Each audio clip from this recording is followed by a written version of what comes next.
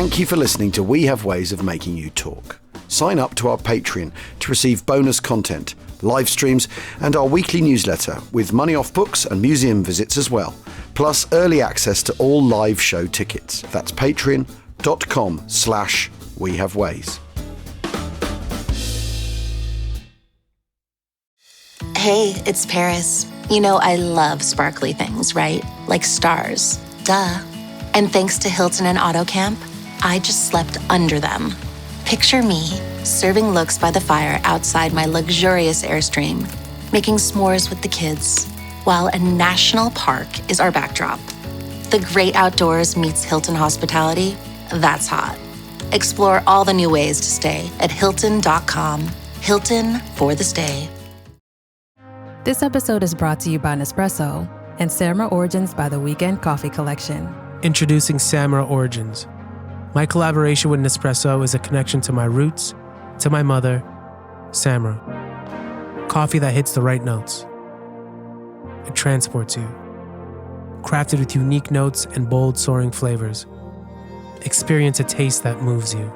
Nespresso and Samra Origins. Discover more at Nespresso.com. Finding a new job is stressful.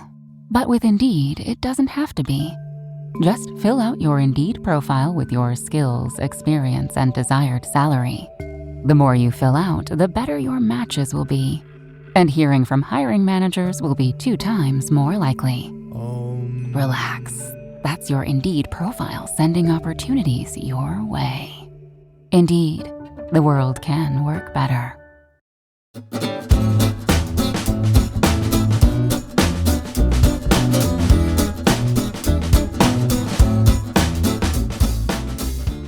Achtung! Welcome to We Have Ways of Making You Talk with me, Al Murray, and James Holland, your Second World War podcast for all your Second World War needs. Now, this is one of our war waffle chats, isn't it, Jim? And we don't do them that often these days. There's lots to catch up about because we've been on our travels. We've been reading, haven't we? Yeah, reading a lot. You've been to Italy. I've been to Italy. Yeah. So I've gone all navy. Yeah. You've been reading Nam Rogers, haven't you? Yeah, it's amazing. It's an amazing book. He is the doyen of the Royal historian of the Royal Navy, isn't he? Yeah, but what an undertaking. A 2-volume history of British naval power covering the last 3 centuries. I mean, I recommend it to anyone. Yes. It's the most extraordinary thing. And it's set off lots of deep thoughts, Jim, but we'll get to those in a bit. And then the other thing I've been reading is the sketches for the Ensa show. Yes. Yeah. It's just really funny, aren't they? I haven't read the Rommel ones yet. No, I want to spill any beans. Yeah, it's just too funny. Yes, and the reason why I thought I was going to be late is because I've been putting stencils onto the Jeep all afternoon with Marcus. Oh, tell us all about it. It's looking great, and it's now anglified, which I'm very happy about. Ah, brilliant. So it's got side lights rather than... With American ones, they have a lone big lamp on the left-hand fender, or the driver's side. But the British ones had 2 little side lights on the fender. So we've put those on. And the star is now pointing away rather than to. Right. But it's got the figure, this sort of weird figure of 8 for the 21st Army Group. And then it's got the actual 21st Army Group badge on it. But the black base is down. So I've now got to do the next one when it properly dries out. So it's all very exciting. It's looking really cool. TAC HQ markings, essentially. 21st Army Group, TAC HQ. Oh, imagine. So when you and I go to Normandy in a couple of weeks... Yeah. We can beetle around pretending we're Carol Mather and someone else. Yes, we can. I was looking at Robin Nealon's book about Normandy. He was such a good bloke. Was he? Fascinating bloke. There's the bit about the phase lines and the actual conversation about the phase lines, which just basically just put them where you want.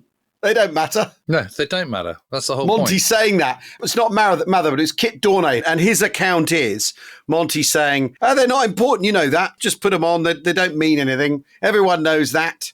Except Tamar Bradley. Yeah, so it's the 7th of April, 8 weeks before D-Day.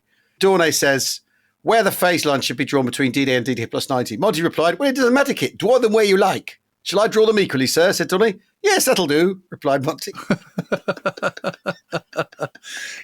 Well, I think that proves my point, doesn't it? That it's very much just a guideline. Yeah, they're guidelines. They're for the logistics people. Yeah. Nothing more. Nothing more, nothing less. So you've been in Italy. Yes. And inevitably, whenever you walk the ground, you always have different thoughts and different things occur to you. I suppose one of the things that really, really occurred to me was, just so much was expected of these young men. I mean, we were there in kind of sort of, May. It was beautiful and lovely and sunny. And you could look from Monte Damiano over where 5th Division were crossing towards the Minturno Ridge. You could see it. There was Yosemite Valley, where they were up against 94th Division. You could see the whole thing. It's all laid out. And you just thought, God, this is one thing seeing this in summer, but quite another doing this in January. Yeah. The rain pelting down, the kind of, the river in spate, as they say. Yeah. Mud on the ground, mines everywhere at night. Yeah. I was looking again at John Strick, who was this guy who did this patrol into Castelforte, and kind of, guy behind him hit a mine and he got flown 8 feet into the air, and guy behind him who triggered the mine lost a foot and broke both legs, and his sergeant went missing, and they heard some shooting and never recovered him. So I thought, right, that was Sergeant Murphy. I thought, I'm going to go and visit Sergeant Murphy's grave. So we did in the Minturno Cemetery, and for once it was, the lawn was immaculate, the umbrella pines were immaculate, the sun was shining, the sky was azure blue, all the rest of it. The gravestones looked a little bit sort of down at heel. It was a bit weathered. It was a bit unloved. And I think that's because it was kind of, what was it? Kind of east-facing, northeast-facing, something like that. Anyway, it looked a little bit sad. And I found Murphy's grave, and there he was. So he'd obviously, he had been shot and killed, and his body later recovered. And then I was thinking about David Cole, and I was thinking about him trying to struggle across the Garigliano, and, his first radio operator gets killed just to kind of prise the radio off, and then they get across the river eventually, and they have to go through the minefields, and then they kind of reach the kind of basically the foot of the Minturno Ridge, and they've got to climb up. Another shell comes in, and he's covered in blood, and it's the adjutant that he's just been talking to a minute ago is now in bits. And then he looks at the replacement signaller, the guy with the radio pack, and his whole front of his face has just been shorn off. And he's got to prise the radio off that, and then he's sort of got to carry on. And this is a guy who's kind of, just never would have been in uniform had it not been for the war, studying history at Cambridge when he decides he ought to do his bit. He's a sort of gentle, nice, bookish type with round glasses and a rather feeble moustache. Yeah. What are these people doing? Yeah. Scrambling over minefields in the middle of the night, the only illumination coming from star shells and flares and things and, explosions. How can you possibly make sense of this? And, I'm struck more and more that these people are no different from you or I or as we were at that age. Yeah. They have the same thoughts, the same worries, anxieties. It's just in a world that is fundamentally different, but has many similarities as well. But the emotions, the thoughts are the same. It's devastating, really. I found the whole thing really upsetting, actually, this time. Yeah. I mean, usually you feel a bit kind of sad when you go into a cemetery, but you don't feel depressed. I felt depressed about it. Well, but do you think that's because one of the things that's the shifting perspective now is that because there are wars going on, it's not 80 years ago anymore. It's happening right this minute, and it's happening, as you say, to people just like you and me. Yeah, I think that's exactly what it is. Kind of, it does feel a little bit of sleepwalking, and Yeah. I mean, the thing is, though, that I keep coming back to more and more, particularly when you talk about American soldiers in Italy fighting this war. The president that has sent them to this war was elected on an isolationist ticket only a couple of years before. And here they are doing it. In some of the reading I'm doing, just some of the parallels at the end of the First World War and the end of the Second World War are very interesting. At the end of the First World War, German opinion attempts to pivot to blaming the government, right? And they succeed in doing that, exonerating their generals, and the civilians in the end going, well, actually, we're victims of this entire process. It's nothing to do with our country or our government's aggression. In the stuff we've looked at the end of the Second World War, there is a definite attempt to do that ripple again, isn't there? Yeah. You look at Germans very, very quickly talking about, well, we were bombed horribly, and Jodl getting up at Rams and saying, no one's been through anything worse than us, by the way. The things that have been demanded of the German people and done to the German people exceed anyone else's suffering. So, we hope you're going to be kind to us. In other words, we're going back to our standard thing. And the generals also, after the war, saying, is all Hitler being useless and undermining us? It's exactly the same thing as the generals at the end of the First World War saying, the government undermined us, and if we'd been allowed to fight the war properly, we'd have won it. You know how you always say, history doesn't repeat itself. There are patterns of human behavior that repeat themselves. In German culture, the end of both of those wars, there's a concerted effort to do the same thing. For the masses to distance themselves from the hierarchy. Exactly. And then the soldiers to go, well, if only we'd not been let down by the politicians. Yeah. It was all Hitler's fault. Exactly. Exactly. And, you immediately after the war, you get, Liddell Hart talking to them all and publishing that book, The Other Side of the Hill, where they were going, well, if only Adolf would let us do Barbarossa our way, we'd have beaten the Soviets. And of course, Liddell Hart is into these guys because they're Panzer people who he used to like before the war, particularly, and it feels himself part of that kind of conversation. How powerful that is as a historiographical idea. It's embarrassing reading now, I think. Yes, but it's rinse repeat from the end of the First World War. That's what I was struck by. But the other thing is, America's isolationist posture after the First World War, it's not just, so you've got two things happen at once. Wilson has his stroke when he's at Versailles, and then Congress won't back the Versailles Treaty, won't back the League of Nations, right? Yeah. That obviously means from then on, no one trusts the Americans anymore in diplomatic terms anyway. Isolationist or not, no one trusts them in Europe because they've created this situation where they want self-determination and they run away from it. They've told Europe to redraw itself so that America doesn't have to get involved again, and then basically refused to back it. Yeah. Which is what makes NATO so significant in the years that follow the Second World War, is that the Europeans, the Americans know that they've got to bind themselves to Europe to prevent this happening again, which is fascinating because there's no appetite at the end of the First World War. No, there's a huge resentment at big business being the kind of sort of blood butchers. Yeah, and the British tricking America into the war and all this sort of stuff. Yeah, all that. Yeah. Because there's tons. I mean, I think the thing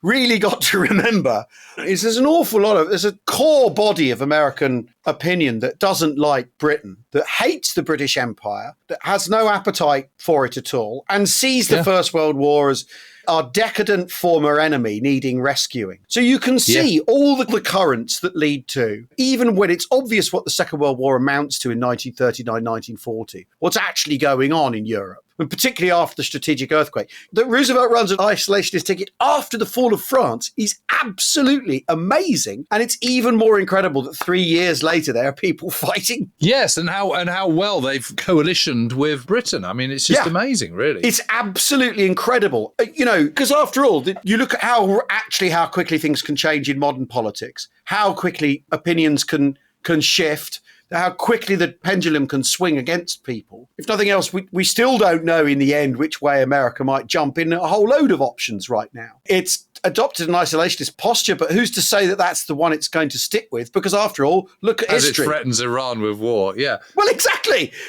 That's exactly my point, right? And that, again, that just makes all the stuff we've ever talked about all the more amazing. And even the Americans fighting at the other end of the Pacific, there's that peculiar business in the late 30s where there are people in the Royal Navy saying it would be really great if the Americans would use Singapore as a harbour rather than Pearl Harbor. That would be great. And the American Navy going, you can forget it. Even though actually, in the strategic picture, if there's going to be a war with Japan, Singapore is a much better option for the Americans. Much easier to protect the Philippines, because the problem with Pearl Harbor is how far away it is from America's actual interests. It's thousands of miles from the Philippines rather than hundreds like Singapore.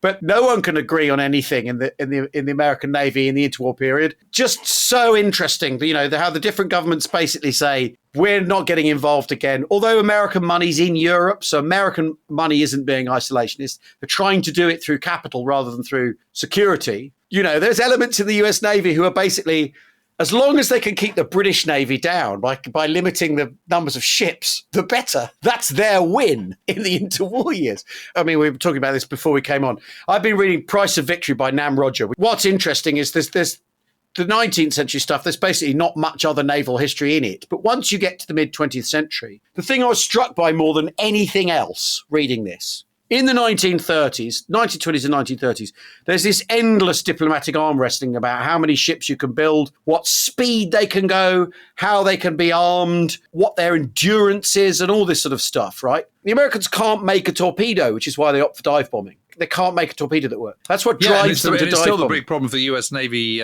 submarines in the Pacific until 44, I think. And they've got these concepts of battle, and the way that the idea is you have a big battle and defeat the other navy and then carry on. Even though the First World War has shown that isn't really going to happen because Jutland is essentially inconclusive, right? So there's all these treaties limiting battleship numbers. 1945, the atomic bomb. No one talks about limiting navies after that. It's gone. Yeah, isn't that interesting? The massive shifts in the way the world works That's one of them. And obviously, naval power is still incredibly important because the world operates on maritime trade, right? And it still is. And it still is, but navies aren't how you calculate that anymore. One of the points he makes that's absolutely fascinating. As they go into the war, the American Navy and the American Army basically despise one another. And there are periods during the war where the Navy refuses in the Pacific to share intelligence with the American Army. It won't do. That's amazing, isn't it? Whatever tensions between the British and Americans, the tensions within the American service establishment is completely crazy, right? The things they won't do for each other. They're arguing over who should patrol the sea. You know, should it be the US Army Air Force or should it be the US Navy? Who does that job belong to? And they can't agree. And a big part of the bomber craze, the bomber people, is because they're trying to find a way to beat the Navy at their own game. The flying people in the army who despise the Navy and are trying to find a way to snooker the Navy strategically. And that's why they get so stuck into bombing as what the Air Force can do to win a war. Because after all, the other thing the British say it's the blockade that won the First World War. The Royal Navy's saying that. Everyone sort of agrees on that. But after the First World War, no one wants to spend money on warships. So whatever war you're going to fight next, you're not going to be able to win it with the blockade because no one wants to build ships. And ships are totemic of the First World War. But the British Navy is still the largest in 1939. So well, and he makes a very interesting point about rearmament, where he says, look the state of the Royal Navy, and its projects and what it's doing. Ultimately, a navy that was outbuilding its potential friends and foes alike and rigging the system of global naval arms control for its own strategic purposes cannot be described as being in a state of decline. That's very on message, isn't it? I mean, I would agree with that entirely. When you look at Plan Z in 1940, just absolutely love this. What the Germans... what they're planning to build. Well, in 1939, it envisages 10 super battleships, 8 aircraft carriers, 15 armoured ships, as they call them, which are the pocket battleships, or whatever you want to call them. Yep. 5 heavy and 24 light cruisers, 68 destroyers, and 249 U-boats, right? Yeah. In 1940, it's expanded to 80 battleships, 15 to 20 carriers, 100 cruisers, 500 submarines. Right? Yeah. It's absolutely amazing. And Halder says, these people dream in continents. It's just impossible. The 1939 plan requires 6 million tons of fuel oil and 2 million tons of diesel, although Germany's total consumption of all mineral oils is just over 6 million tons a year. Less than half of that for domestic production. It's total fantasy, isn't it? It's a complete fantasy. Whereas what they should have done, of course, is just build lots of U-boats. Yeah, but within the Kriegsmarine, opinion is it's the U-boats that lost Germany the First World War, because when they went to unrestricted submarine warfare, it brought the Americans in. So naval people, radar, those people, they don't believe in using U-boats. They hate it. And that's why they haven't built up a large U-boat force. Yeah, and also that surface ships would be much more effective against convoys, which they would be if the Germans were prepared to engage them. But they don't feel they've got a critical mass to do anything decisive in that way, so they end up hiding them and, not bringing them to battle. It's absolutely fascinating. Isn't it? But by the end of the war, air has completely supplanted naval power as your way of extending of delivering force abroad. And the air people, you can argue that the air people have won through the atomic bomb and through your super fortresses or whatever. They've won. And they've won the war and defeated naval power. And from an RAF that in the in-between war years doesn't really know what it wants, it's Baldwin who gets RDF development going. And one of the really interesting things that Roger says is that the BBC were told to develop their technology within the same frequency wavelengths and stuff as RDF, as radar. So that, lo and behold, they were working essentially in the same field of, electromagnetism and all that sort of stuff, signal transmission, so that there was a cross-fertilization in the technology, and that their breakthroughs would then belong to the radar. Well, that seems to me incredibly sensible. Yeah, but that's Baldwin. That's not even Chamberlain. That's an even earlier sort of piece of prescience. And he says, the RAF's terrified everyone with the prospect of bombers. In trying to get their own bombers, they've scared the shit out of everyone about enemy bombers. The bomb will always get through. Because they know there's only so much money to go around, they've resisted having proper fighters. And it's the government that insists on ordering fighters, because the RAF doesn't want them. The RAF wants bombers because they want attack weapons, not defensive weapons, which is what fighters are. They want an aggressive posture, because Trenchard's whole thing is attack, not defense. I mean, you've got to weigh this all with everything else, but he's just so interesting. If you view it all completely from a naval perspective, it all ends up looking quite different. And I bet. He's also a long Second World War guy that, it starts in 1937 in China and ends in China in 1949 with the end of the Chinese Civil War. He says the longest army confrontation is Japanese-Chinese military confrontation of the whole conflict. Yeah, I suppose it is. 12 years. Exactly. And the Japanese spend a long time trying to keep the Americans out of it and then can't help themselves and draw the Americans in because they're running out of road. It's after all the last half or whatever, depending on when you regard the Japanese war having started, it's at least the last quarter of their war rather than, all of the American war. Anyway, it's just looking at it through this naval prism and looking at the British, because they win the war and win the First World War, there's all this demand to regulate the amount of shipping built, because basically everyone wants to not have to build ships because they're really, really expensive. Everyone's trying to avoid it. So let's all have a mutual pact not to build any. Yeah, exactly. And the American Navy are able to sell that to Congress. The American, just as long as the British aren't building battleships, brilliant. That suits them because they hate the Royal Navy. And the Congress are great, we haven't got to spend money on European entanglements. It's just so fascinating, the sort of swirl of it all. And then the other great thing is how much he loves a swordfish, a string bag. Well, Roland, our friend Roland White, he's doing Taranto next. Oh, brilliant. Yeah, and he's getting really, really into it in only a way that Roland can. So that's exciting. I mean, naval power clearly holds the key to the entire Second World War. I mean, if you argue the Atlantic, the war in the Atlantic is the most important theatre of the entire Second World War, then clearly it is. You're a naval man, and then just look at the Pacific. Impossible without. Yeah. I mean, none of the Allied offensives are possible without naval power. That's the truth of it. Also, his stuff about the Pacific Fleet is absolutely fascinating. That they have to develop this fleet train thing, that they've got to come up with a way of a fleet, keeping itself going without a proper base. How do you do it? In the 30s, they were looking to develop a fleet train method out of Singapore. And then, of course, they can't. And the real problem is, where do you repair your ships? There's one dry dock in Sydney at the start of the war that's big enough to take a smaller battleship or a cruiser or whatever. But they have to build another dry dock in Sydney. And that's still thousands of miles from anywhere. Yeah. I mean, the distances are truly enormous. Yeah. I was sort of thinking about this earlier on today, actually.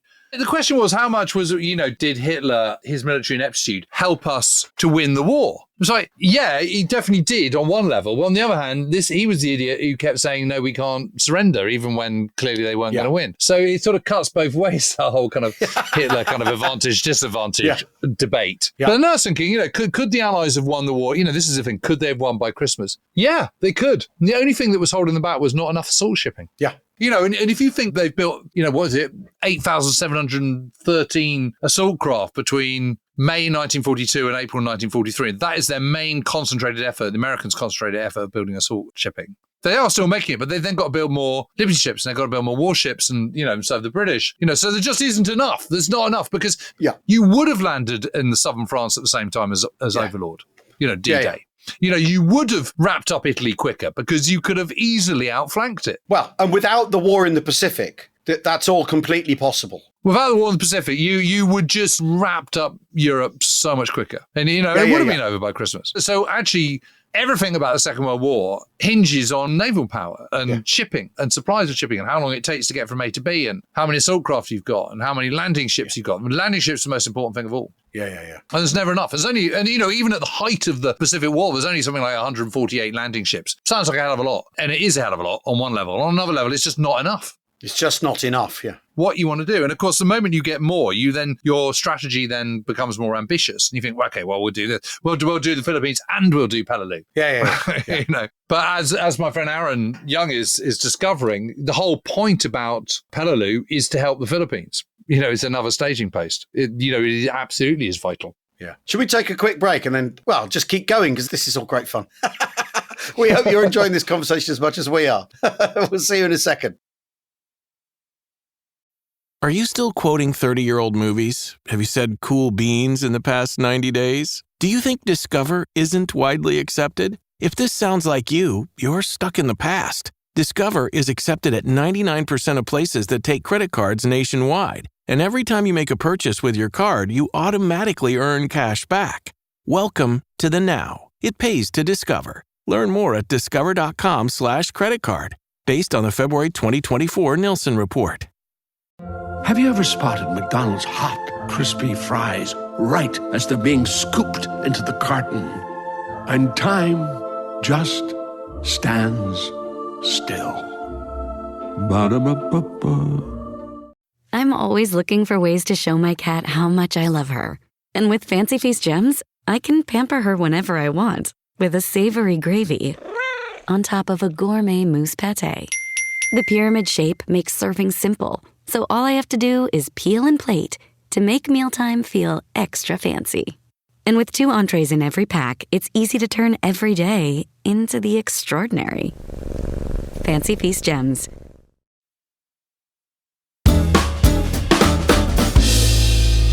Welcome back to Weird Ways of Making You Talk with me, Al Murray, and James Holland. I almost forgot who it was. I was so much to say. Well, and I think it's fair to say that if we weren't talking about this on a recorded podcast, we would be in a pub talking about it. That's absolutely right. There's a really great little anecdote, because Fraser obviously is running the British Pacific Fleet. Yeah, Bruce Fraser, yeah.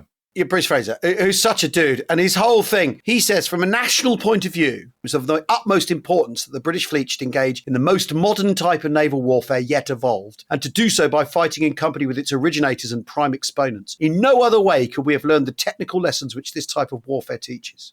He's saying there's the stuff to learn that we have to learn as a Navy that we can only learn on this job. And then he says, finally, from a point of view of national prestige, it's been of the utmost importance that our Dominion should see the British Navy engaged, if not in equal numbers, at least on an equal footing, with the American forces in the Pacific. And it would have been disastrous from this point of view if the British Pacific Fleet, after being sent to the Pacific, had been relegated, as the Australians consider their own forces to have been relegated to a back area. It's really, really interesting. In political importance of the being present at Okinawa, at the end. Yeah. And yet naval power is about to be degraded. And you kind of think of those images of the atomic bomb tests with those rings of old battleships being destroyed, Bikini Atoll or whatever, by the atomic bomb. That's like symbolic. I mean, it's not symbolic. It's literally happening. In naval power being eclipsed by the atomic age. It's right there. Anyway, he tells a funny story as well about where they finally get their water distilling ship out to the Pacific. But the water distilling ship runs on coal, so it has to have a collier moored to it alongside it. And basically, the collier supplies the distilling ship, and the collier needs water, so they basically just feed each other. And then no water gets to anyone else, basically, because they're adapting to a kind of warfare they just haven't considered. That's just amazing. So is he arguing that naval power is redundant now? I mean, surely not. Because it's sheer strategic importance of how you held the balance of power, which is what it was always for. It's not disappeared, but has been relegated. Questions then become of mutually assured destruction in terms of the security of the world. All those relentless treaties, all that relentless bargaining. In a way, it's a lot like strategic arms limitation talks, but it's battleships. So when you can consider the difference, in consequence of the battleships and how many cruise missiles you can have in Germany, it's just a completely different ballpark. The shift that the atomic age brings in that regard, in what strategic power is, how you can use it and all that sort of stuff. And it's the air people have won. You look at it now, like Israel attacking Iran. It's the air power. It's, obviously you can't send cruisers to Tehran, can you? Or battleships. No. And yet, of course, the Duncan Sands white paper, relegated air power in favour of the Navy. Yeah, I know. It's fascinating. But they're now having an air capability for nuclear weapons again, aren't they? That's what they're looking into. Anyway, should we talk about July or thereabouts in 1945? Why not? Yep. JR has assembled us an excellent set of events and things to talk about. So it's the Battle of Balikpapan on the 1st of July, which is why we touched on the Aussies there, that, as Bruce Fraser saw it, relegated to the backyard. Australia and a small force of Dutch troops make an amphibious landing a few miles north of Balikpapan in Borneo as part of Operation Oboe, to liberate Dutch and British Borneo from Japanese forces. Amazing, isn't it? The Japanese still fighting on these islands. I mean, yeah. Well, and that we're helping the Dutch Empire out. These are the parts of the world that after the war you end up with Japanese soldiers, don't you, working against nationalists and insurrectionists, whoever's trying to hang on to their independence post-war. Yeah. There's very, very peculiar sort of twists in late 1945. Then you get good news for everyone in Germany. On the 1st of July, the inner German border is established as the boundary between the Western and Soviet occupations of Germany, and British forces formally withdraw from Magdeburg as it's part of the Soviet zone of occupation. Ever been to Magdeburg? I have not been to Magdeburg. Have you? Yes, I have. And I remember buying a pair of Adidas running shorts from there, which, of course, Adidas being a German firm. So it was all entirely appropriate. Absolutely. No, I've not. No. It's where, of course, Hitler's remains were having been disinterred. Tossed into the river. Tossed into not into the Elbe, but a tributary of the Elbe at Magdeburg. I'll tell you what, after those episodes, I had a couple of very, very entertaining crackpots telling me that There's one guy who was saying, well, Hitler's nephew lived in New York State. I said, yeah, no, I saw that. I just thought, resist the urge. Don't get involved. Al's doing it. And he said, it's no coincidence he lived half away from a top secret nuclear research plant. And I just said to him, where he lived and how far from that place doesn't put Hitler's brains back in his skull, mate. Honestly, how can people believe this? How can people believe it? And he said that the Americans had especially rescued Hitler in return for the atom secrets he had given them. Right. Yeah. I mean, Hitler was many things, but an atomic scientist he was not. I think that's fairly safe to say. How can people just believe this nonsense? Well, and then eventually what happens, he started going on, these are the narratives that are foisted on us in order to get us to think this, that, and the other. And you're just waiting for him to blame it on the Jews, basically. You're just waiting. It's absolutely why do you need Hitler to be alive? Why do you need him to be alive? Yeah. What does it demonstrate? Does it show that he was flawed after all if he doesn't escape? You know what I mean? I literally don't understand why anyone would think it. But then I don't understand why people would be against vaccines. I mean, last time I checked, infant paralysis from polio was checked by vaccines. Yeah. So what's the big beef against vaccines? They seem great to me. Why would you feel the need to kind of believe in some crackpot theory which has no basis on anything? I mean... Answers on a postcard, please. I'm sure... Answers on a postcard. Someone's going to let us know. Anyway, back to Magdeburg.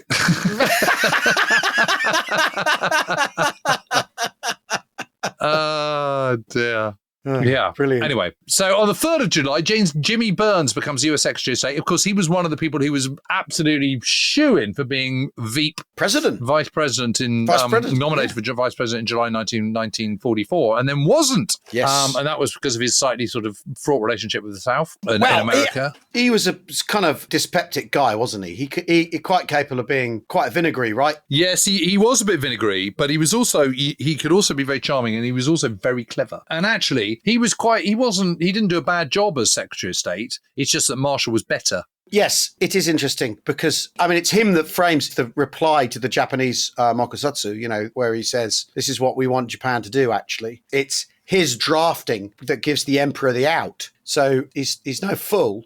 Sort of in some ways, one of his problems is he's cleverer than everyone else, and he sort of knows it. I think that's part of Jimmy Burns' character, isn't it? Yeah. Also, what's going on the moment, 4th of July, 500 Canadian troops riot in Aldershot. That's because they've been delayed in being sent home, but it might also just be because they're in Aldershot. So Wednesday in Aldershot, that's what we're talking about here. I mean, those who know and love Aldershot will probably not raise an eyebrow at that at all.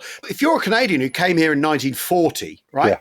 The war's over. It's a long, long time. The war's over, right? You're thinking, you're looking at your watch, aren't you? And you're also anxious that you're not going to get sent to the Pacific, right? Sent to fight in Japan. The Americans accept a division of Canadian troops, don't they, who are going to fight in American kit with American gear and American uniforms. MacArthur will only let Canadians fight if they're... Look like Americans. Like the way the French do it, Well, it's also good because, when the photos are taken, everyone can just assume they're Americans.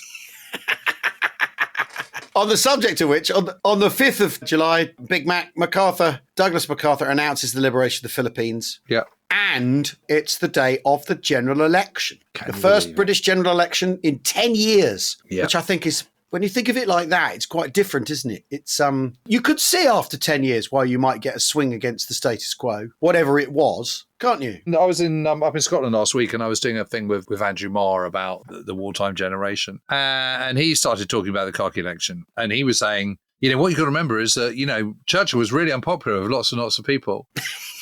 And I really want to say, don't think it was the Church was popular, it was the Conservatives were unpopular. Yeah. But I didn't really feel I could weigh in a bit, but I didn't want to get into a kind of, political argument with the former BBC political correspondent. And it wasn't one of those kind of events, really.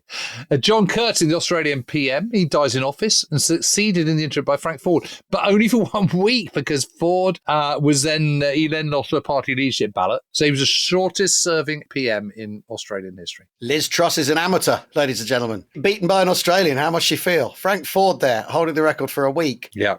I mean, this is one of the things, though, in Australian politics, because Curtin's been not well towards the end of the war. There's this sort of lack of grip from the Australian government, and they're feeling very, very bruised about essentially being sidelined by MacArthur and his plans for Yeah, we put you up, we look after you, we give you tea every night. Yeah. And this is we don't want your soldiers. He just wants it to all be American, doesn't he? Yeah. Then, on July the 7th, good news for fans of rocket-propelled gliders. Some of you may have watched our WW2 headquarters video about the ME-163 Comet. Well, the Japanese didn't want to miss out on the thrills and spills on offer to them of a glider powered by T-Stoff, organic reactive material. It's the Mitsubishi J8M. And to be fair, it looks exactly like a comet. Yeah, it's basically the same thing, isn't it? It literally means autumn water. Oh, that's nice. Or it could, because words have different meanings in Japan, it can also mean sharp sword. Oh, well, that's all right then. Phew, they turned that round, didn't they? Yeah. Yeah, as you say, Jim, this is it looks the same. It is the same, really. They only build 7. Yeah. They're offing their pilots anyway, but they don't need this to help. It's got a range of 2 minutes, 30 seconds of power flight. And a range of 7 minutes. I mean, the thing is, there's little enough meaningful Axis cooperation, isn't there? Particularly between Germany and Japan. You know, there is between Germany and Italy, but in a kind of like, Germans always think, oh, for Christ's sake, who have we got ourselves saddled with here? But there's very little meaningful stuff between Japan and Germany. But there's the odd technological exchange, isn't there? So there's this. Don't they ship a Tiger tank, essentially, to the Japanese? Kind of in parts? Yeah. Something like that. Or they try to. I mean, it's all very helpful, because I'm sure Japan's going to be in the position to make lots of Tiger tanks. I mean, holy moly. Absolutely bonkers. Yeah. Anyway, so that has its first flight. It doesn't go very well for the pilot. No. I mean, this is just like the Comet. It gets 13,000 feet. The engine stalls. Yeah. Pilot managed to glide it back, but of course, because it's made of hydrogen peroxide, or what the fuel is hydrogen peroxide, then catches fire as he crash lands, and he dies the next day. Yeah. So we'll just put it on hold until we can sort out and make some modifications. Luckily, the war ends. Luckily for everyone involved. On the other hand, the Japanese are still trying to prosecute things really, really. Kalagong, and on the 7th of July, there's another massacre. 600 to 1,000 villages in Burma are murdered. I mean, they dumped their bodies in the local wells after they, supposedly have helped British forces in the area. I mean, again, you've lost and you're still doing this. You know, horrendous. Yeah. Then on the 8th of July, we've got the Midnight Massacre in Utah. I mean, what a bizarre thing this is. So a sentry machine gun sleeping German POWs in the camp. 9 die and 19 are wounded. And Private Clarence Bertucci isn't court-martialed but found mentally unbalanced and sent to a psychiatric hospital. When he was asked for his motivation, he said, I hate Germans, so I have to kill Germans. God. Okay. Yeah. That's quite extreme, isn't it? Anyway. He's in the guard tower. It's his Browning and his 30 caliber, and he brasses up the tents where they're sleeping. It's bizarre, isn't it? Yeah. Absolutely bizarre. Horrible. Yeah. And not something I'd heard of. No, me neither. Anyway, on that note. Yeah. Well, Jim. That was all good fun, wasn't it? Yeah, it's great fun. And there's much more to think about with the naval power stuff, because Yeah.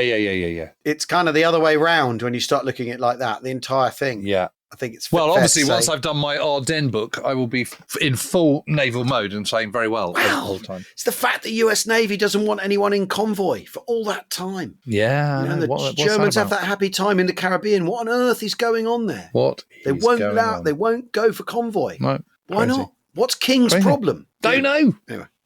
Anyway, thanks everybody for listening. We'd just like to say, by the way, a huge thank you to you for the recent, loads more of you subscribing, loads more of you joining in the fun, loads more of you coming to the Patreon and the Officer Class channel on Apple. And we'd just like to say thanks so much for being a part of this and making this job not a job, and the sound of two people yakking the way we would if we were sat in a pub together, or in a beer garden on a summer's afternoon. Yes, that's more like it, isn't it? Yeah. So thank you so much, because a podcast is like the tree falling in the forest. If there's no one there to hear it, does it make a sound? But this podcast makes a resounding noise of war waffle across the planet. So thanks all of you for joining us. Don't forget, we do live casts on the Patreon where Jim and I get together, and you can watch us in our offices. You can watch us chatting and talking, taking your questions, talking to other historians, talking to people we just want to chew the cud with. And of course, there's our festival. We have waysfest.co.uk. Look that up and realise that is the best weekend you could ever possibly have, because it's basically this,